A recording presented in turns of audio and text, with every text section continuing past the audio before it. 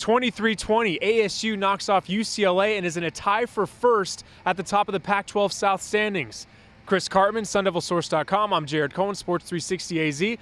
Chris, let's talk about defense. ASU and defense. Defense really got it done for them, and it came up big. It's been a while since we could say that about this team. Well, ASU's last in the country in passing defense. They were last year in the country in passing defense. And, of course, Cal and Texas Tech area, they're going to do that to you. But they got lit up by USC, missed tackles, missed opportunities. I thought they did a much better job tonight. They still had some blown assignments. Nate Ayesi was at the tight end position coming clean a few times. They had a couple missed tackles, Gump Hayes, Marcus Ball. But they buckled down when they needed to. They totally stopped the run.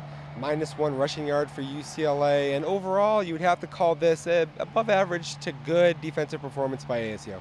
Above average to good was Marcus Ball. You mentioned he did have some mistakes, but overall had maybe one of his best performances as a Sun Devil. Well, they played 4 players at the bandit position just last week, and they'd started guys. It's been a revolving door. They want Lyle Mokiola to play spur because that's where he's at his best.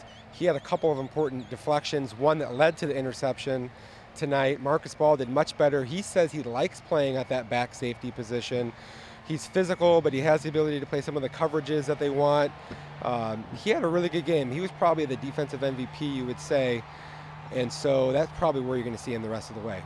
Life as a quarterback in the Pac-12 South is not very good these days. You look at UCLA, played 2 different quarterbacks tonight. U of A is on their 3rd or 4th quarterback. Now ASU is on their 4th quarterback, at least according to the beginning of the season. Brady White had his first start. Let's talk about his performance and then what's to be ahead at the quarterback position. Well, I thought Brady White came out and played relatively well early. He was 5 of 8 to start the game.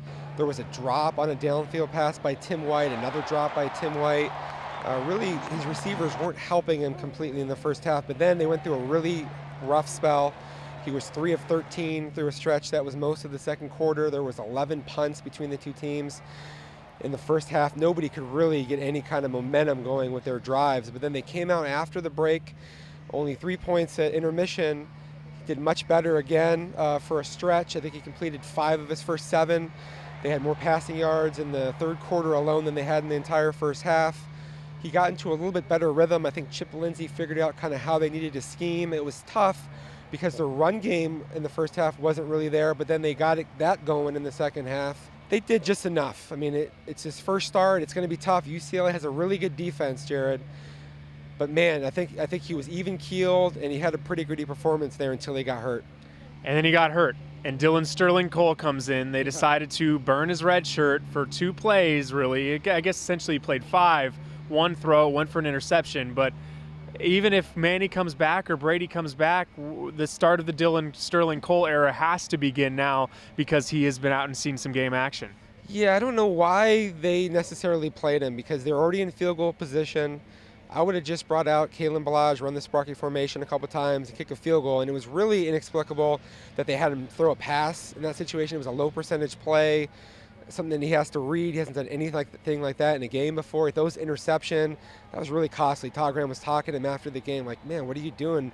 We can't throw an interception there because they're only at 3 points. A field goal makes it 6. I don't know if Manny Wilkins is going to be ready to play next week. He wasn't able to do hardly anything in practice this week. It's going to take a speedy recovery, but Brady White on that right foot looked pretty bad. I don't know if he's definitely not going to be back for a while. Yeah, it definitely looks serious. We'll see what happens. A lot to go over for the rest of the week leading up to another big game. But until then, that's Chris Karpman, Sun Devil Source. I'm Jared Cohen. ASU wins again over UCLA 23-20 here at Sun Devil Stadium.